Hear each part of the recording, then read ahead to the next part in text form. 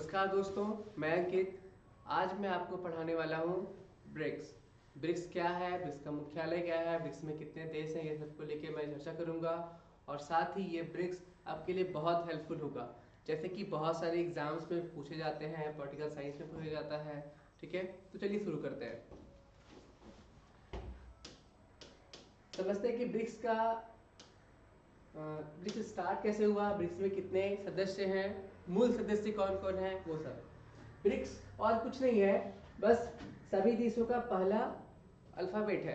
ठीक है, जैसे कि टी से ब्राजील, आर से रसिया, आई से इंडिया, सी से चाइना एंड एस से साउथ अफ्रीका।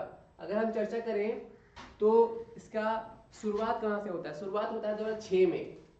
ठीक है, स्टार्टिंग 2006 में ही हो जाती है, बट पहला इसका सम्मेलन होता है 2009 में। ठीक है, पहला सम्मेलन कहाँ कब होता है? 2009 में। पहला सम्मेलन इसका 2009 में होता है और रसिया में होता है, रूस में होता है। ठीक है, मगर इसके मूल सदस्य की बात करें तो इसके बस मूल सदस्य ब्राजील थे, रसिया, इंडिया और चाइना, और इन्हीं से मिलकर बना था ओनली ब्रिक। बट 2010 में साउथ अफ्रीका इससे जुड़ता है और इसका नाम हो जाता है ब्रिक्स। ठीक है, आई रिपीट कि इसका शुरुआत में नाम ब्रिक होता है, फिर जब साउथ अफ्रीका 2010 में जुड़ते हैं इससे, इसका नाम हो जाता है ब्रिक्स। इसकी शुरुआत 2006 में ही हो जाती है, बट पहला सम्मेलन में बोलूं या पहला मेजबानी बोलूं तो 2009 में होता है। ठीक है, इसका मुख्यालय कहाँ है? इसका मुख्यालय है शंघाई में, चीन में। और इसकी अध्यक्षता यानी इसका अध्यक्ष कौन है? तो इसका अध्यक्ष कोई नहीं होता, स्थायी अध्यक्ष कोई नहीं होता। जो जो कंट्री इसकी मेजबानी करते हैं हर साल, वो उसके अध्यक्ष होते हैं। जैसे कि 2024 में मेजबानी रूस ने किया, उसका अध्यक्ष रूस है अभी तक। अब 2025 में जो ब्राजील में ब्रिक्स होगा, उसकी अध्यक्षता 2025 से ब्राजील करेगा। ठीक है, देन आगे बढ़ते हैं। इसकी हिस्ट्री को जाने की ब्रिक्स की शुरुआत होती कैसे है? ब्रिक्स की शुरुआत तो 2001 में होती है। उस समय चर्चा होती है कि 2001 में गोल्डमैन सैक्स के अर्थशास्त्री जिम ऑनली द्वारा ब्राजील, रूस, भारत और चीन की अर्थव्यवस्था की विकास संभावनाओं पर एक रिपोर्ट तैयार किया गया था, जो मिलकर विश्व के उत्पादन और जनसंख्या का एक महत्वपूर्ण हिस्सा दर्शाती है। जैसे कि जो अर्थशास्त्री थे वो बतला रहे थे कि रूस, भारत, चीन, ब्राजील, ये सब बहुत बड़ा कंट्रीब्यूट करता है हमारे जीडीपी में, ग्लोबल जीडीपी में, ग्लोबल ट्रेड में, ग्लोबल पॉपुलेशन में। ठीक है, और एक उभरती हुई हम लोग क्या थे? कंट्री थे। ठीक है, और चारों देशों ने संयुक्त राष्ट्र महासभा की आम बहस के दौरान विदेश मंत्रियों की वार्षिक बैठकों के साथ एक नियमित अनौपचारिक राजनयिक समन्वय शुरू किया। तो एक में तो बस एक अनौपचारिक समन्वय स्टार्ट होता था विदेश मंत्रियों के बीच में, बट 2006 में ब्रिक्स की शुरुआत होती है और 2009 से सभी जो देश के लीडर्स हैं वो आपस में हर साल मिलते हैं और ब्रिक्स का सम्मेलन होता है। अब ब्रिक्स की मेजबानी हर साल अलग अलग देश करते रहते हैं। ठीक है, पहला ब्रिक्स सम्मेलन 2009 में रूसी संघ में हुआ था। ठीक है, इसमें वैश्विक वित्तीय ढांचे में सुधार जैसे मुद्दों पर ध्यान केंद्रित किया गया। देखिए, ब्रिक्स का मेन फोकस क्या है, इसकी शुरुआत क्यों हुई, ये रीजन भी एक है। इसका मेन फोकस है ब्रिक्स, इसका मेन फोकस है राजनीतिक मुद्दे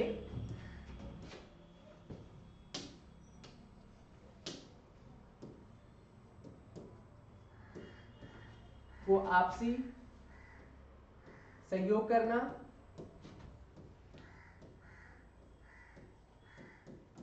अर्थव्यवस्था में भागीदारी करना, अर्थव्यवस्था में साझेदारी भी कह सकते हैं, और ये विकास में सहायक है।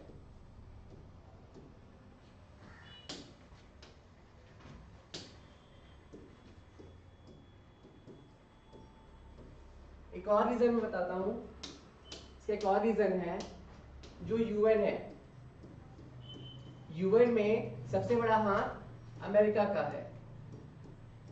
तो अमेरिका के वर्चस्व को कम करने के लिए इसकी शुरुआत हुई थी, ठीक है, क्योंकि अमेरिकी डॉलर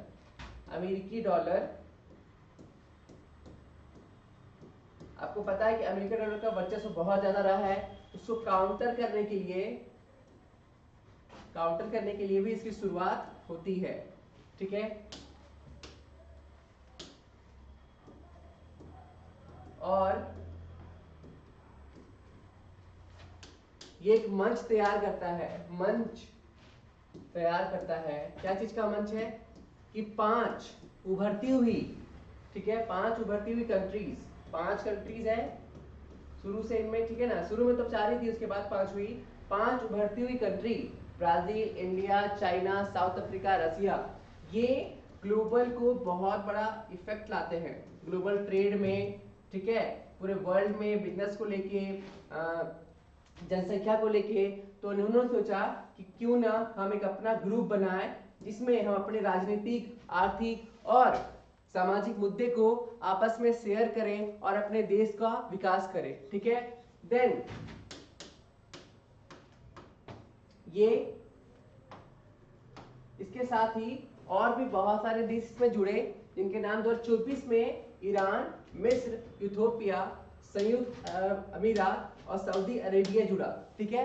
बट सऊदी अरेबिया जो है वो अभी अनौपचारिक है, वो पूरी तरह से नहीं जुटा है अभी, ठीक है। बट अभी इसमें 9 ही देश है, कह सकते हैं 10 देश कह सकते हैं, बट सऊदी अरेबिया एक्सेप्शन है कि ये अभी तक अनौपचारिक है, ठीक है।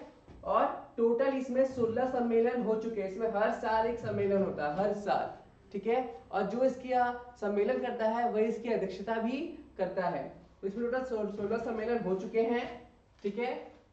ये 2024 में ईरान, मिस्र, इथोपिया, संयुक्त अरब अमीरात और सऊदी अरेबिया जुटा था। बट सऊदी अरेबिया बस मीटिंग में भाग लिया था, ठीक है। और अनौपचारिक के तौर पे, ठीक है ना, ये है अभी। और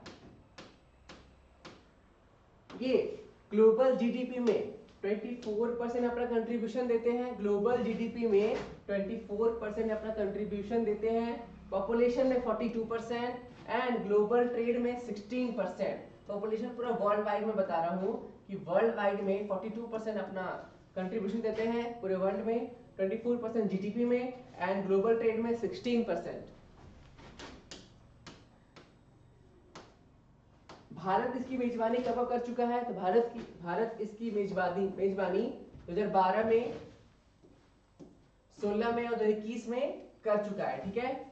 देन 2024 में किसने किया? तो रसिया ने किया, ठीक है। रसिया में करने के बाद एक नया टॉपिक उभर के आया। नया टॉपिक क्या कि how we fight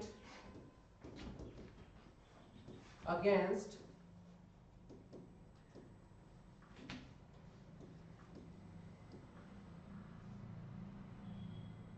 environment, bad environment, ठीक है, कि हम कैसे बैड इन्वायरमेंट को क्लीन इन्वायरमेंट में कन्वर्ट करें। ग्रीन एनर्जी की तरफ ध्यान ज्यादा था।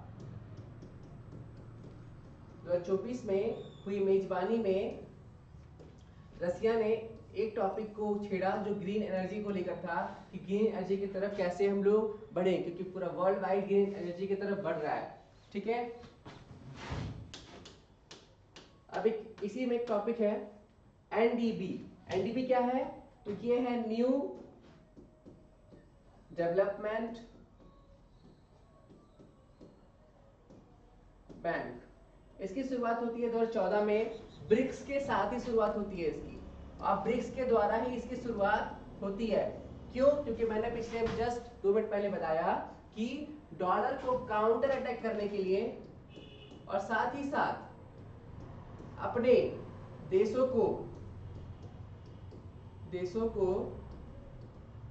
सहयोग करने के लिए, विकास में सहयोग करने के लिए न्यू डेवलपमेंट बैंक की शुरुआत हुई, जो ऋण देता है, अपने देशों को ऋण देता है, अन्य देशों को भी ऋण देता है, ठीक है। क्यों? क्योंकि उसका विकास में सहयोग हो, ठीक है, विकास की ओर देश अपना बढ़े।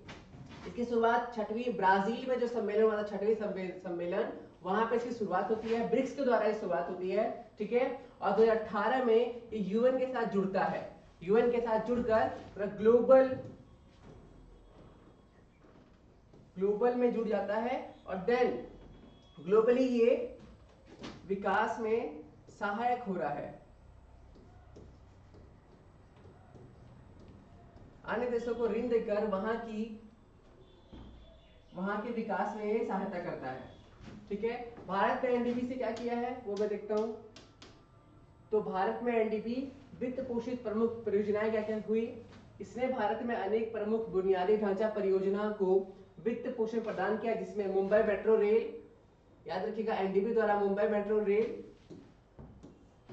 दिल्ली गाजियाबाद मेरठ क्षेत्र रैपिड ट्रांजिट सिस्टम और अनेक नवीकरणीय ऊर्जा परियोजनाएं शामिल है, ठीक है। देन एनडीबी ने अब तक 4.2 बिलियन अमेरिकी डॉलर की राशि के 14 भारतीय परियोजनाओं को मंजूरी दी है, ठीक है। 2020 में भारत ने ग्रामीण रोजगार और बुनियादी ढांचे को बढ़ावा देने के लिए एनडीबी के साथ 1 बिलियन अमेरिकी डॉलर के ऋण समझौते की घोषणा की। ये 3 टॉपिक हैं, इसमें भारत ने एनडीबी से पैसा लिया, ठीक है, और अपना विकास किया। इसी तरह कई देश हैं जो एनडीबी से ऋण लेकर, ठीक है, अपना विकास कर रहे हैं। एनडीबी की शुरुआत ही इसलिए हुई क्योंकि अपना शुरुआत कर सके, अपना विकास की शुरुआत कर सके, ठीक है।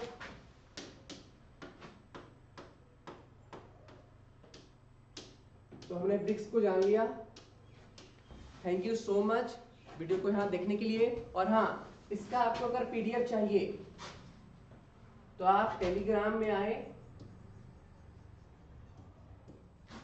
अंकित 03.04, ठीक है, वहां पे मैं पीडीएफ डाल दूंगा, वहां पे आप ले लेना। Thank you so much.